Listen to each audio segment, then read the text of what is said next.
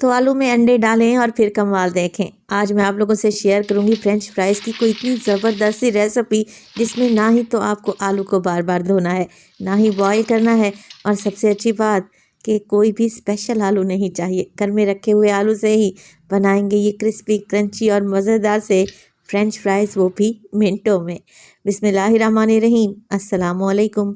खुश रहें, आबाद रहें, जहाँ भी रहें हैप्पी रहें और हेल्दी रहें। तो मैं हूँ फ़ाइज़ा और वेलकम करती हूँ आपको चटपटे पकवान में। माशाल्लाह से आप ज़रा ये फ्रेंच फ्राइज़ चेक करें। एक एक आलू के चिप्स पर अच्छी और क्रिस्पी कोटिंग है, खाकर मज़ा आ जाएगा। तो रेसिपी को एंड तक देखें, अच्छी लगे तो लाइक भी कर दें। तो चलें फिर जल्दी से रेसिपी स्टार्ट कर लेते हैं। तो मज़ेदार से क्रिस्पी मसाला फ्रेंच फ्राइज़ बनाने के लिए सबसे पहले तो ले लिए हैं मैंने आलू। जैसा कि मैंने आपसे पहले भी कहा कि इसके लिए कोई स्पेशल आलू नहीं चाहिए। आजकल जो सीज़न में नए आलू आए हुए ना, बस उसी का मैं इस्तेमाल करूँगी। तो ये 1 किलो के बराबर आलू है जिन्हें मैंने अच्छे तरीके से धो लिया है और इनका छिलका रिमूव नहीं किया। बस हल्का सा मसल कर आलू को धो लेंगे तो बेहतरीन नीट एंड क्लीन हो जाएंगे। छिलका रिमूव करने की भी ज़रूरत नहीं है। अब हमने यहाँ पर फ्रेंच फ्राइज़ की कटिंग करनी है। तो अगर आप लोगों के पास फ्राइज़ कटर रखी है तो वेल एंड गुड है, उससे कटिंग कर लें। मगर आपको मैं घरेलू तरीका बताऊंगी जिससे फ्रेंच फ्राइज़ बनाना बहुत ही आसान है। तो देखिए, आप लोगों ने इन्हें बहुत ज़्यादा थिक नहीं काटना, बस आधे इंच की थिकनेस रखें और इस तरीके से लंबे लंबे फ्राइज़ काट कर तैयार कर लें। मिनटों में काम हो जाएगा। तो सारे फ्राइज़ तैयार कर लिए हैं। अब बनानी है हमने इसकी क्रिस्पी सी कोटिंग। तो इस क्रिस्पी कोटिंग बनाने के लिए मैंने ले लिया है एक बड़ा सा बोल और उसमें शामिल करूँगी कुछ ऐसे इंग्रेडिएंट जो कि आपके घर में ही मौजूद होंगे। तो सबसे पहले तो मैं डाल रही हूँ मैदा। 1 कप के बराबर मैदा ले लें, जिसे अच्छे तरीके से छान कर डालें, और मैदा अच्छी क्वालिटी का लेना है आप लोगों ने। आधा कप मैं इस्तेमाल कर रही हूँ बेसन का। जितना मैदा लें उसका आधा आप लोगों ने बेसन इस्तेमाल करना है, हाफ क्वान्टिटी में। कॉर्नफ्लोर का भी इस्तेमाल करूँगी। तो ये कॉर्नफ्लोर की पैकिंग मैं आपको दिखा दूँ जिससे सूप वगैरह गाढ़ा किया जाता है ना, बस ये वही कॉर्नफ्लोर है।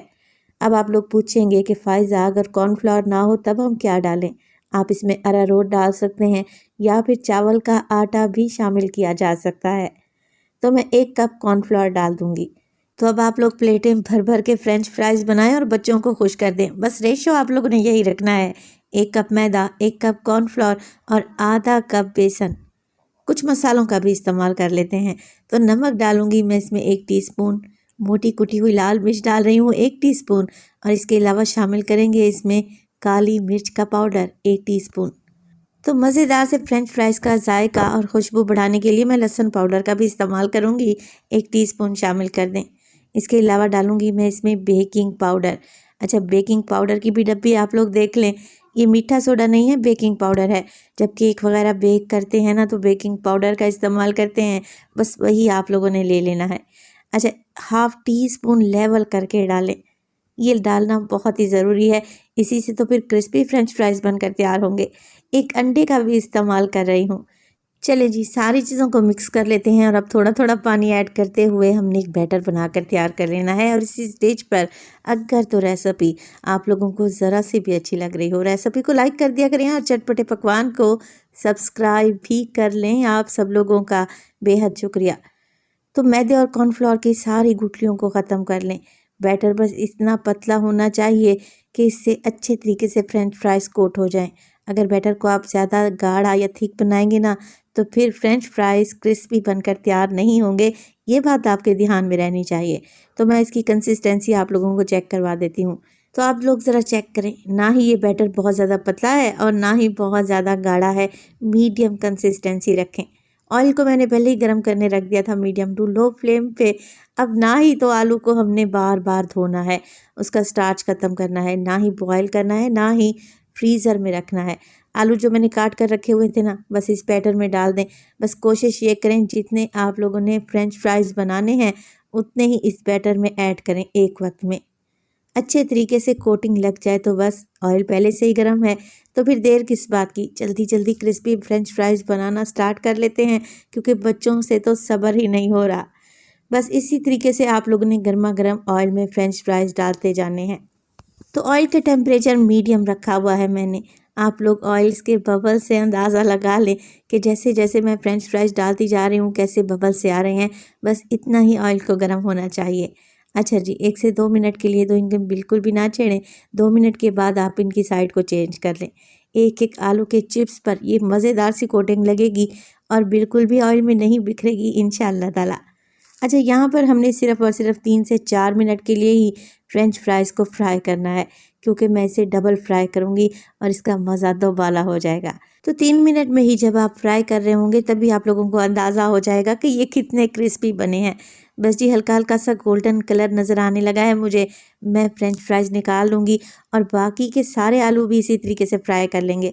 अच्छा, फ्रेंच फ्राइज़ निकालते जाएँ और एक प्लेट में अलहदा से रखते जाएँ। ये ख़ास टिप है मज़ीद इन्हें क्रिस्पी करने की, और ये देर तक क्रिस्पी रहेंगे, सौगी तो बिल्कुल भी नहीं होंगे। इस बात की तो मैं आपको गारंटी दूंगी। एक दफ़ा आप ये फ्रेंच फ्राइज़ मेरे तरीके से बना कर देखें, खाकर मज़ा आ जाएगा। तो माशाल्लाह से देखें ये अभी अब हाफ़ डन हुए हैं और कितने क्रिस्पी हैं। आप सोचें जब मैं इन्हें मुकम्मल तौर पर फ्राई कर लूँगी तो ये कितने शानदार बनकर तैयार होंगे। आप ज़रा ये आलू चेक करें, कितनी अच्छे तरीके से कोटिंग हो चुकी है और बेहद क्रिस्पी कोटिंग है। सारे फ्रेंच फ्राइज़ मैंने एक दफ़ा फ्राई कर लिए हैं 3 मिनट के लिए। तो अब उसी ऑयल को मैंने दोबारा से गरम कर लिया है मीडियम फ्लेम पे। जैसे ही ऑयल गरम होगा बस इस तरीके से आप छलनी में फ्रेंच फ्राइज़ डालें और गर्मा गर्म ऑयल में छोड़ते जाएं। 2 मिनट में ही ये मज़ीद क्रिस्पी हो जाएंगे और देर तक क्रिस्पी रहेंगे, इस बात की तो मैं आपको गारंटी दूंगी।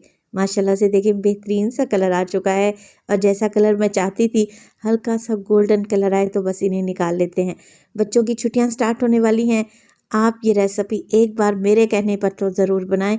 बच्चे बड़े आपसे बार बार डिमांड करेंगे। ये इतने जायकेदार फ्रेंच फ्राइज़ बनकर तैयार होंगे। वैसे तो फ्रेंच फ्राइज़ की रेसिपी ढेरों ढेर मैं आप लोगों से शेयर कर चुकी हूँ, मगर ये उन सबसे मुनफरिद और जायकेदार हैं। तो बस जी, निकाल लेते हैं और इसी तरीके से बाकी के फ्राइज़ को भी दोबारा से फ्राई कर लेंगे। गर्मा गर्म फ्रेंच फ्राइज़ को मैं सर्व करूँगी केचप के साथ, तो खाकर मज़ा आ जाएगा।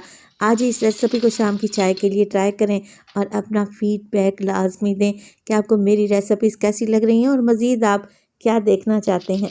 तो माशाल्लाह से देखें कैसे क्रिस्पी बने हैं और मैं आपको अभी चेक करवाती हूँ कि इनकी लेयर कितनी क्रिस्पी है और कोटिंग तो बिल्कुल भी नहीं निकली। तो आलू तो हर घर में मौजूद होते हैं। आज ही इस रेसिपी को ट्राई करें तो देखें, लग रहे हैं ना टेस्टी, देखते ही खाने को दिल कर रहा है। तो अपना बहुत सारा ख्याल रखिएगा, फ़ाइज़ा को अपनी दुआओं में याद रखिएगा। मुझे दीजिए इजाज़त। टिल देन, अल्लाह निगहबान।